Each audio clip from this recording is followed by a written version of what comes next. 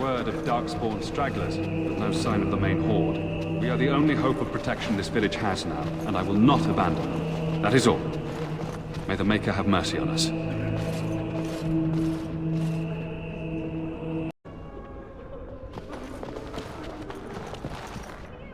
Yes, my lady?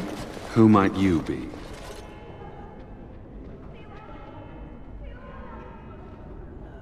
I see. I am Ser Bryant, commander of the Lothering Templars. Teyrn Loghain declared all Grey Wardens traitors responsible for the King's death. You know this, I hope. I don't believe the Grey Wardens would be as careless or malicious as the Teyrn claims, but either way, there it is. It is best you not linger, though. Just in case.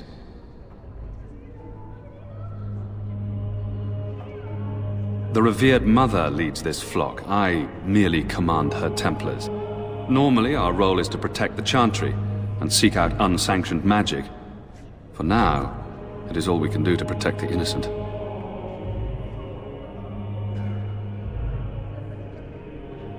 Let us pretend that I was such a mage. What would you do to me? I have no time to even think about such things right now. My concern is protecting these people. I see nothing threatening them other than the Darkspawn. We have more than swords at our disposal. We're taught to dispel unholy magics as well. If only our powers work to keep away the Darkspawn. Alas, it is not so.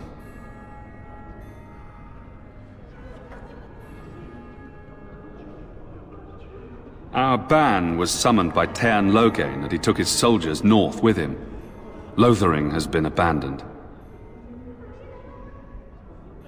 In her study, no doubt, preparing what she will take when we eventually evacuate. If the matter is important, certainly. Other than the Darkspawn horde bearing down on us, none of it is good. Teyrn Loghain is set to declare himself king, I hear. Disaster piled on disaster.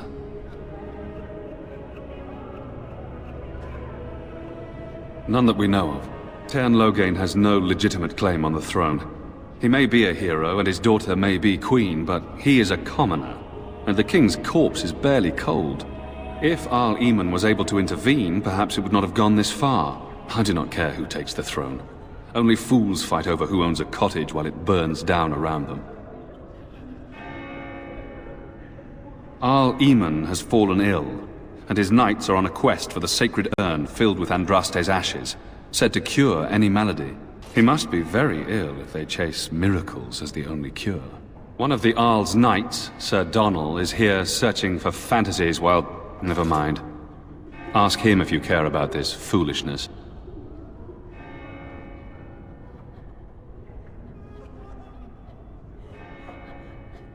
They are. With the ban having taken his men north, the village is left to its fate. We will evacuate as many as we can before the horde reaches us. I will stay as long as I am needed. Now, unless there's something else you need.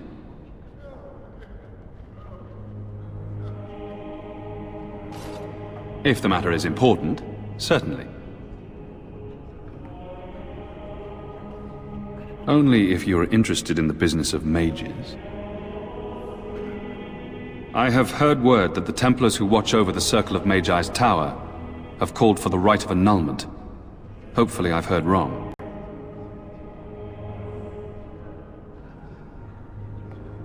If the rite of annulment is invoked, the tower and every living soul within will be destroyed.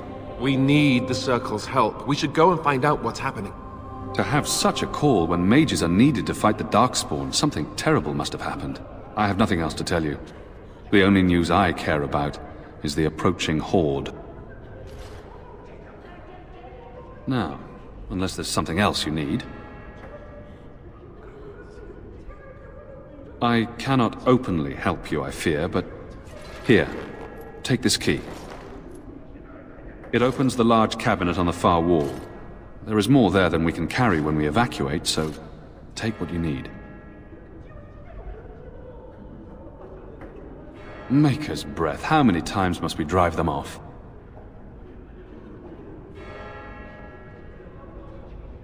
All of them? By yourself? It's true. I saw it from my post. It was over so fast, we didn't even have time to get over there.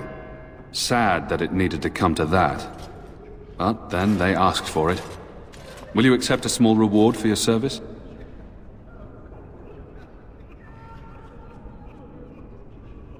That is very generous of you. If it interests you, there is a Chanter's board outside full of quests that need doing. The Chanters even offer pay for some of them. Now, unless there's something else you need. Travel safely, and may the Maker watch over you.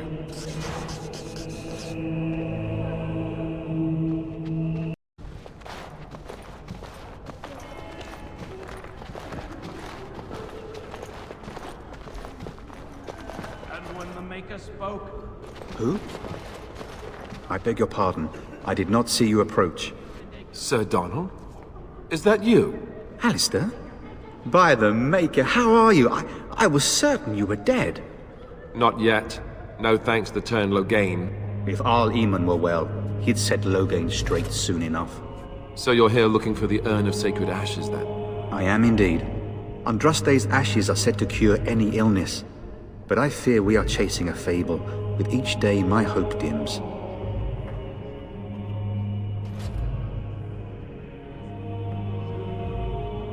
My mission takes priority. But I fear I shall be returning to Redcliffe with nothing to show for my efforts.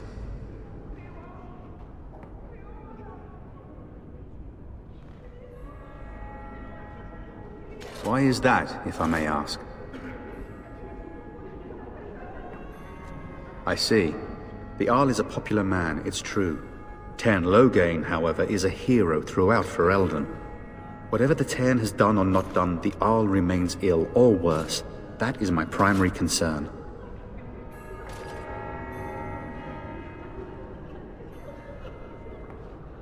He may be dead already. Or perhaps his luck has changed in the weeks I have been gone. We should see what's happening in Redcliffe ourselves. I believe that now more than ever. If nothing else, I am certain you would be welcomed at Castle Redcliffe. The Arlessa is there, and she could tell you more than I could. I expected to take advantage of the Chantry's library, in fact, but my skills are better suited to battle than chasing down tales.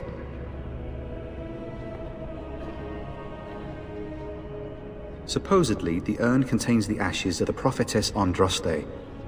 Surely you know all this.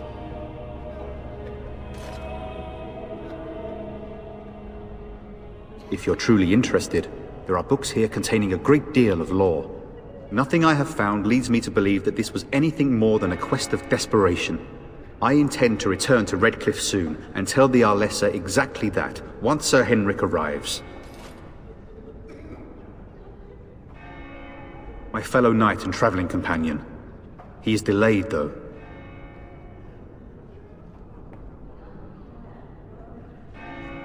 What? And you have his locket? And a note? Maker's mercy. Thank you for giving me these. I would never have known otherwise.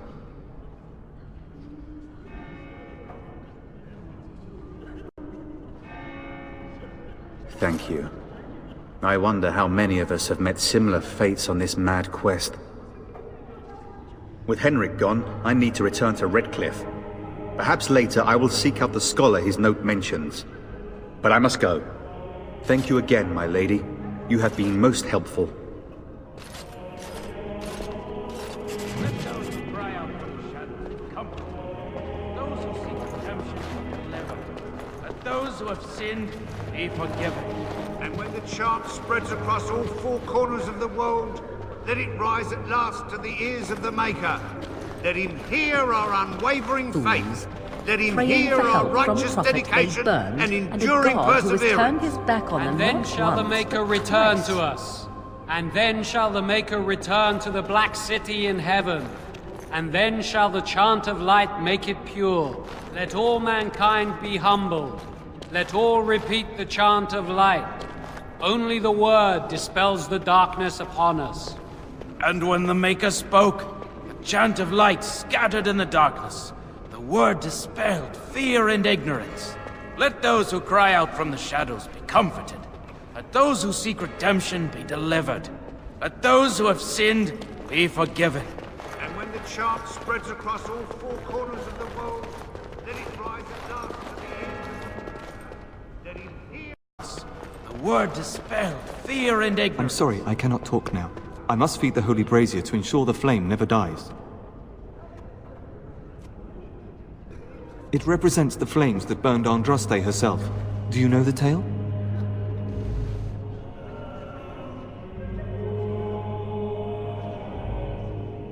The prophet was burned in the ancient city of Minrathous, before the ancient mages she had fought. Instead of dying in pain as the mages wanted, she was purified by the fire and taken by the Maker into the heavens to stand forever at his side. We are all sinners. The fire symbolizes our hope that forgiveness is possible. Thus, we all serve by feeding its flames.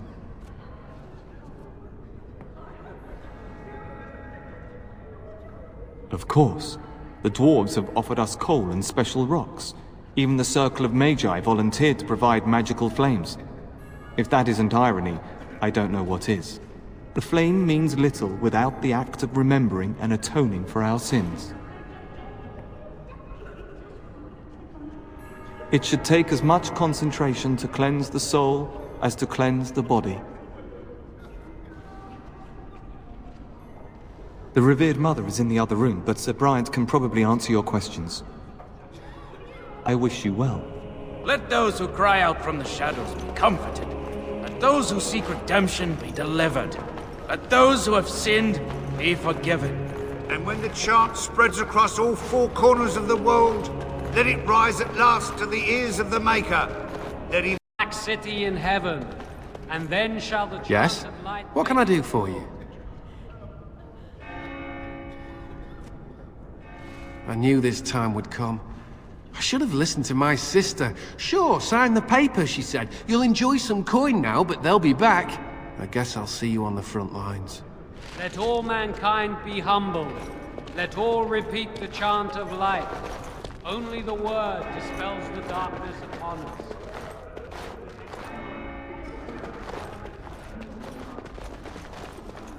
Good day, Sister Leliana. I'm surprised to see you're still in Lothering. It is good to see you as well, Your Reverence. I do not recognize your companion. Greetings. Will you be making a donation to the Chantry? Our need has never been greater.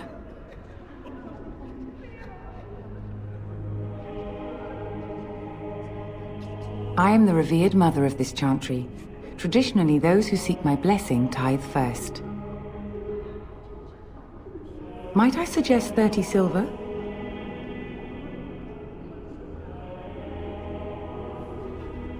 These poor souls will weep at your generosity. Thank you. What can I do for you then? A Grey Warden? Here? Oh dear. You put me in a difficult position. You must know that Tairn Loghain declared the Grey Wardens to be outlaws.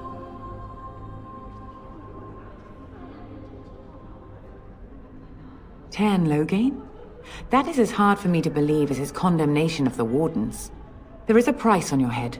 Lay low, and I promise to keep your presence a secret. That is the best I can do.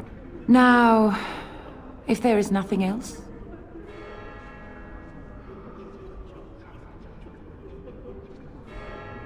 I cannot help you without risking the safety of this village and Chantry.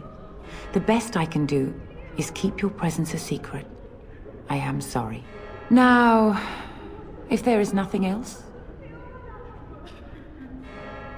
For a Grey Warden? Yes, you have a difficult road to walk, don't you? In Andraste's name, I call upon the Maker to watch over his child and creation. Watch over her path, O Maker. Give her light in darkness. So let it be. Now, if there is nothing else, may the Maker guard you, Grey Warden.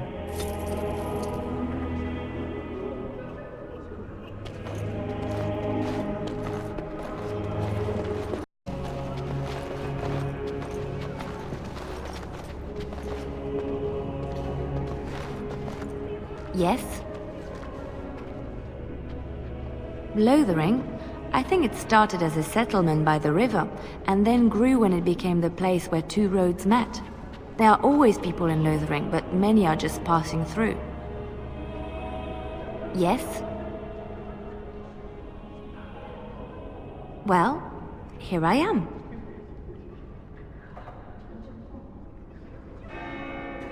Quiet. It was a life suited for contemplation. In the cloister, away from the fuss and the flurry of the cities, I found peace. And in that stillness, I could hear the Maker. But it was not perfect. Some of my chantry fellows were condescending. That is the nature of religious folk, I suppose. When I talked about my beliefs, that the Maker reveals himself in the beauty of his world, they treated me with disdain. They want to believe that he's gone, so that when he turns his gaze on them, it means they are special, chosen. He cannot possibly have love for all, the sick and the weary, the beggars and the fools.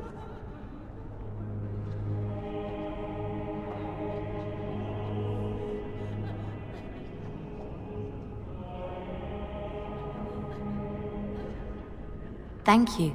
Maybe I am wrong.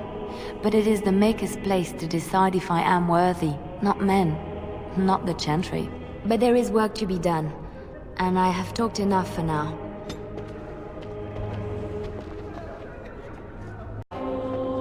What do you wish of me? If you must.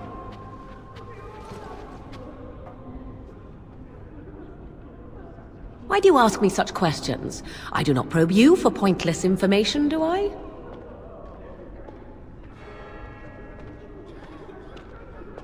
Any number of cats could inform you of the answer to that question, but have it your way. What is it you asked? If I grew up in the wilds? A curious question. Where else would you picture me? For many years it was simply Flemeth and I.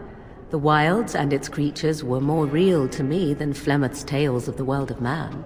In time, I grew curious. I left the wilds to explore what lay beyond, never for long. Brief forays into a civilized wilderness. For the most part, Flemeth taught me well. For all that I had been taught, however, the truth of the civilized lands proved to be overwhelming. I was unfamiliar with so much. So confident and bold was I, yet there was much that Flemeth could never have prepared me for.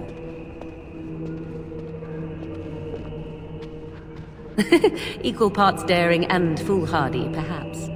Only once was I accused of being a witch of the wilds, and that by a chastened who happened to be traveling with a merchant caravan. He pointed and gasped and began shouting in his strange language, and most assumed he was casting some curse upon me. I acted the terrified girl, and naturally, he was arrested.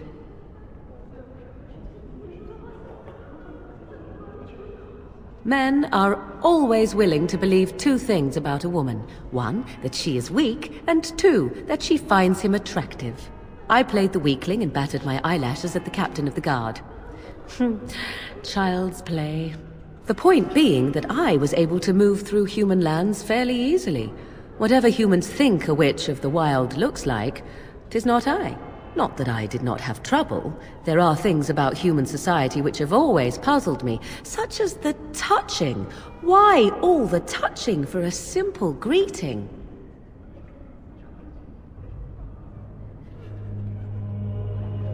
To begin with, yes. What is the point of touching my hand? I find it an offensive intrusion. There were many nuances that Flemeth could never tell me of. When to look into another's eyes. How to eat at a table. How to bargain without offending. None of these things I knew. I still do not understand it all, truth be told, but then I gave up long ago any hope of doing so. When I returned to the wilds last, I swore to Flemeth that I had no intention of leaving again.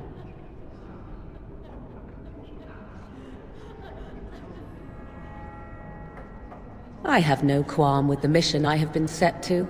Flemeth was correct, like it or not. The Darkspawn are an enemy of all.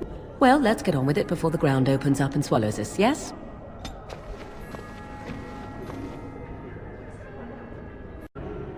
What do you need? Ask away.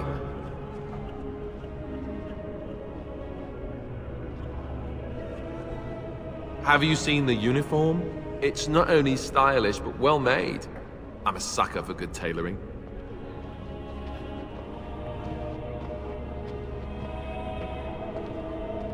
That's just in public. In private, we have these yellow and purple tunics, right? Much more comfortable, and you don't break the beds when you jump on them during a pillow fight.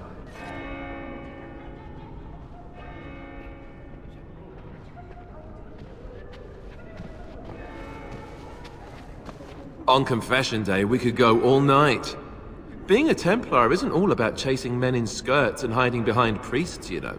You don't really want to know about my being a Templar, do you? It's really quite boring.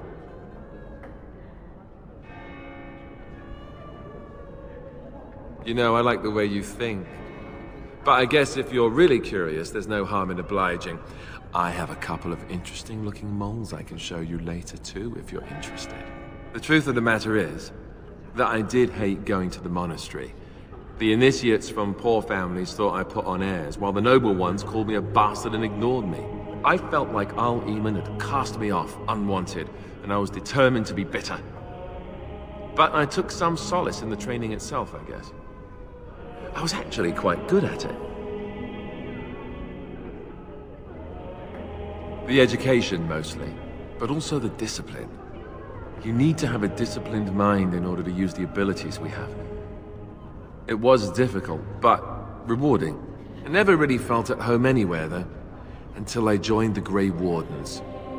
And Duncan felt my Templar abilities might be useful for when we encountered Darkspawn magic, so I kept it up. What about you? Do you have anywhere you consider home?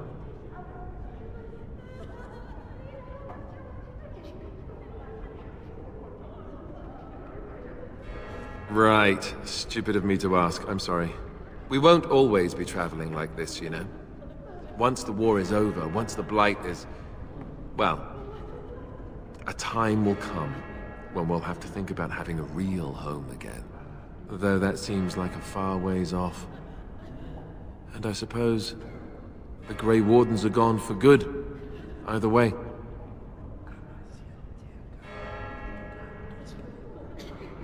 I suppose you're right. We can create new Grey Wardens, but we'll never get back those we lost. I wonder if it would ever feel the same. Anyhow, now I've sidetracked us. We'd better get back to what we're supposed to be doing right now.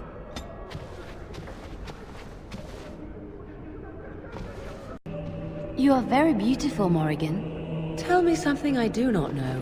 But you are always dressed in such rags. It suits you, I suppose. A little tear here, a little rip there to show some skin. I understand. You understand I lived in a forest, I hope? Maybe we could get you in a nice dress one day. Silk. No, maybe velvet.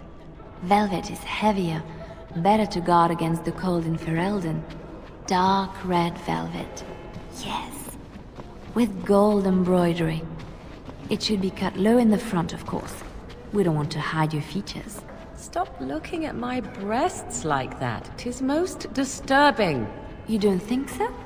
And if it's cut low in the front, we must put your hair up. Show off that lovely neck. You are insane. I would sooner let Alistair dress me. It'll be fun, I promise. We'll get some shoes too. Shoes! We could go shopping together. Yes? Well, here I am.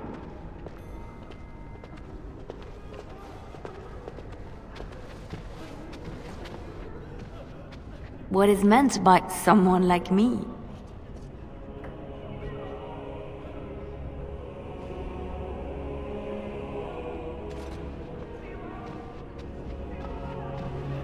Did you think I was always a cloistered sister? The Chantry provides succor and safe harbor to all who seek it. I chose to stay and become affirmed.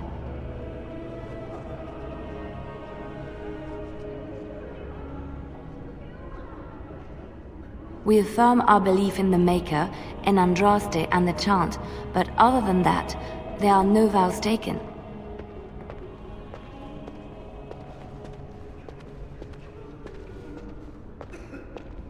I was a traveling minstrel in Orlais. Tales and songs were my life. I performed, and they rewarded me with applause and coin. And my skill in battle? Well, you pick up different skills when you travel, yes? Yes, of course. Let's move on.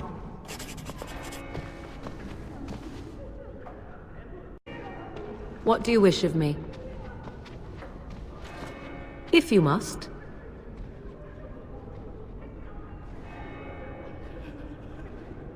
My mother has been hunted from time to time, yes, by Templar fools like Alistair, which should tell you how successful they generally were. Flemeth made a bit of a game of it, in fact. The Templars would come again, and she would look at me and smile and say that the fun was to begin once more.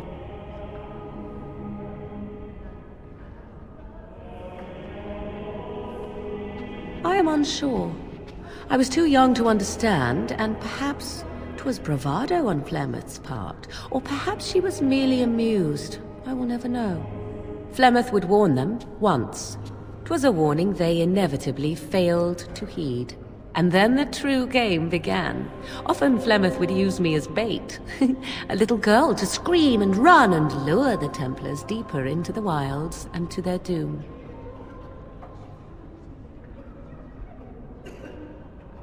Me? No, I never did any of the killing, until later. And even then, Flemeth was a glutton for that sort of thing. Thankfully, the wilds is a vast place. Once they found us, Flemeth would simply move us elsewhere, and we would be lost within the forest once again. I did not understand the danger we faced until I was much older. I had never heard of apostates or maleficarum.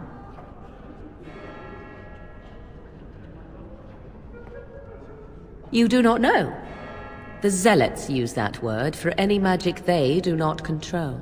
The Chantry sees any mages not leashed to the Circle of Magi as apostates. And apostates could become maleficarum, evil mages that resort to blood magic and become demon-enslaved abominations. It may even be true, still, those of us who prefer freedom see no reason to submit.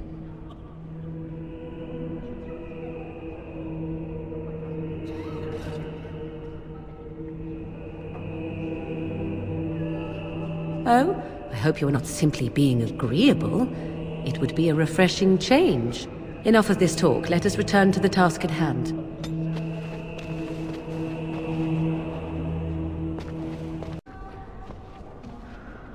Something on your mind? Of course.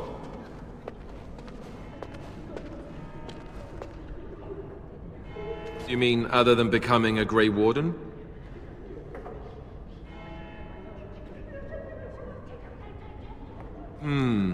You know, I asked Duncan this too, and all I got was, "You'll see." Oh, it's not that Duncan wants to keep it a secret, it's just that the Grey Wardens don't discuss it much. I gather it's not a pleasant topic. The first change I noticed was an increase in appetite. I used to get up in the middle of the night and raid the castle larder. I thought I was starving. I'd slurp down every dinner like it was my last. My face all covered in gravy. When I'd look up, the other Grey Wardens would stare, then laugh themselves to tears.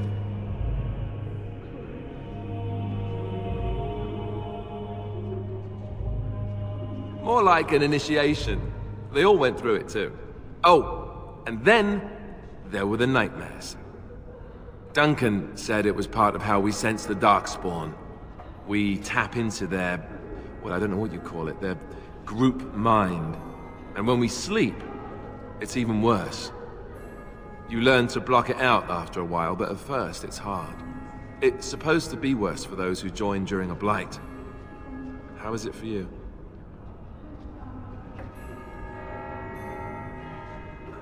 Some people never have much trouble, but that's rare.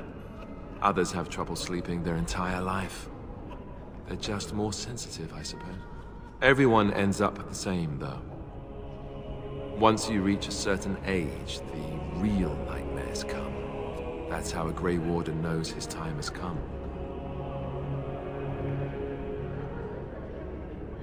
Oh, that's right. We never had time to tell you that part, did we? Well, in addition to all the other wonderful things about being a Grey Warden, you don't need to worry about dying from old age. You've got 30 years to live, give or take. The Taint, it's a death sentence. Ultimately, your body won't be able to take it. When the time comes, most Grey Wardens go to Orzammar and die in battle rather than waiting. It's tradition.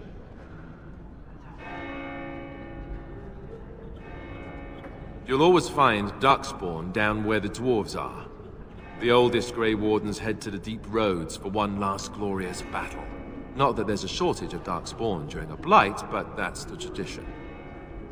The dwarves respect us for it. And you wondered why we kept the joining a secret from the new recruits. There you have it.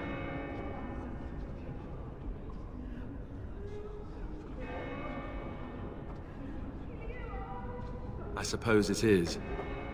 We're the only ones who can stop the Blight, however. Is there a price too high to pay for that? You know, Duncan... he started having the nightmares again. He told me that in private. He said it wouldn't be long before he'd go to Orzammar himself. I guess he got what he wanted. I just wish it had been something worthy of him.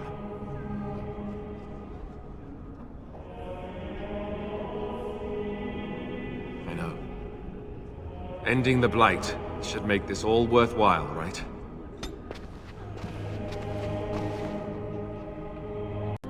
I'm wondering, Morrigan, do you believe in the Maker? Certainly not. I've no primitive fear of the moon, such that I must place my faith in tales so that I may sleep at night. But this can't all be an accident. Spirits, magic, all these wondrous things around us, both dark and light. You know these things exist. The fact of their existence does not presuppose an intelligent design by some absentee father figure. So it is all random then? A happy coincidence that we are all here. Attempting to impose order over chaos is futile. Nature is, by its very nature, chaotic. I don't believe that. I believe we have a purpose. All of us. Yours, apparently, being to bother me. Yes. Well, here I am. I knew this would come up sooner or later. I don't know how to explain, but I had a dream. In it, there was an impenetrable darkness. It was so dense, so real. And there was a noise, a terrible, ungodly noise. I stood on a peak and watched as the darkness consumed everything. And when the storm swallowed the last of the sun's light, I fell, and the darkness drew me in.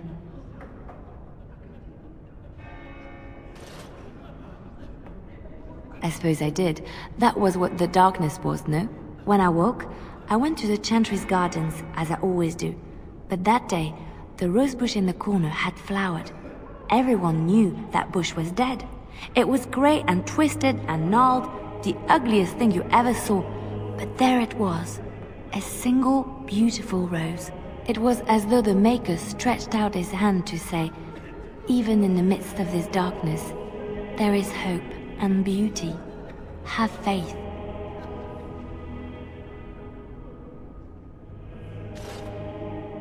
In my dream, I fell, or maybe I jumped. I'd do anything to stop the Blight. I know that we can do it. There are so many good things in the Maker's world. How can I sit by while the Blight devours everything?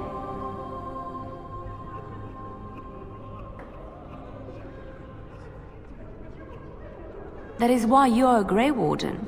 Come, there's a Blight to stop. What do you wish of me? If you must.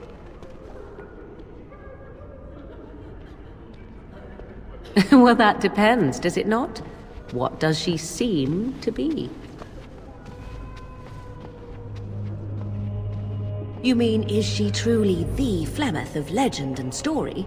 Tell me, how much do you know of the tale?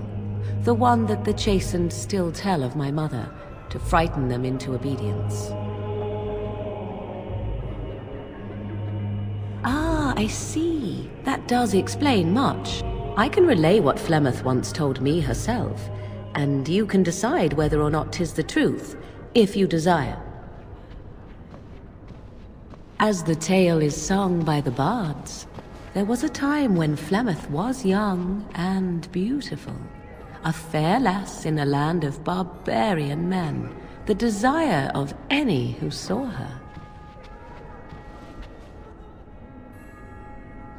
Many centuries before this land was even named Ferelden, the tales say that Flemeth fell in love with Osen the Bard and fled the castle of her husband, the dread Lord Conabar, and that he swore vengeance for her infidelity.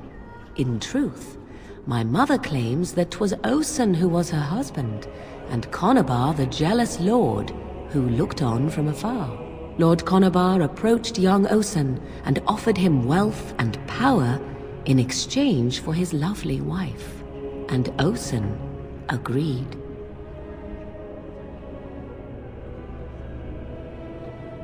The life of a bard is a poor one, and love fades in the wake of hunger.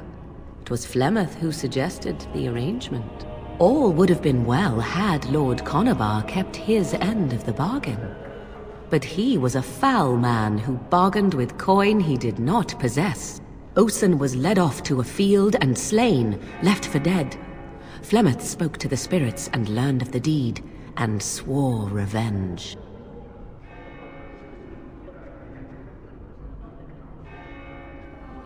Spirits first, and 'twas they who slew Conabar.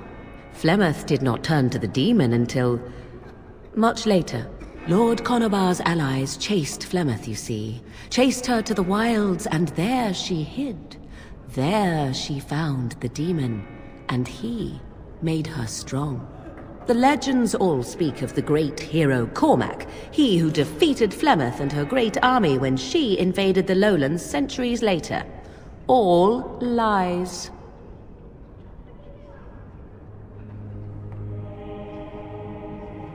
The truth of the matter is that there was never an invasion. As Flemeth tells it, the Chastened never raised an army under her banner, and she never fought with any warrior named Cormac. Cormac led a brutal civil war against his own people, and later claimed it was to vanquish evil that had taken root amongst the lords. Thus, he was hailed a hero. Flemeth was only attached to the legend much later.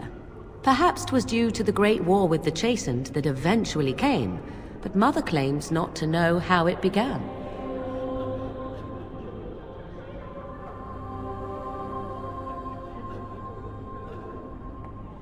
How often is this usually? Always? If not always, then when is it not true? There are more things in this world and the next than you or I could ever hope to understand. What Flemeth became is a mystery. I suspect, even to her.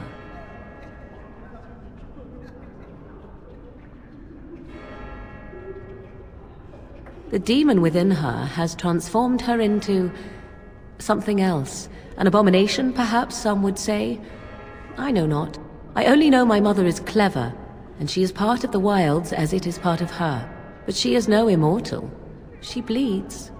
A blade in her heart would kill her like any other, were it lucky enough to find her. You ask if I have sisters? I have asked of this myself. The stories tell of many witches of the wilds after all, not just the one. And these tales existed long before I did. Flemeth refuses to speak of other daughters, if they existed. So, should I believe I am her first? I doubt that too.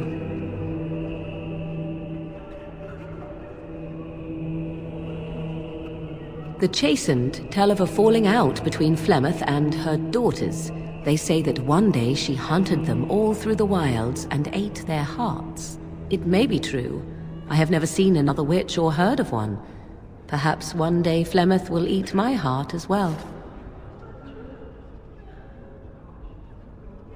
I do not believe everything that Flemeth claims. Oft it seems her bitterness has colored her memories. But on the whole, yes, I believe this tale, if not all. Flemeth tells it with far more embellishment than I, but you are welcome. Dare I ask of your own mother? Few are abominations of legend, 'tis true, but I find myself curious nevertheless. Ah, then you have my sympathies for what it is worth. Which is very little, I am certain. It matters not. Let us move on.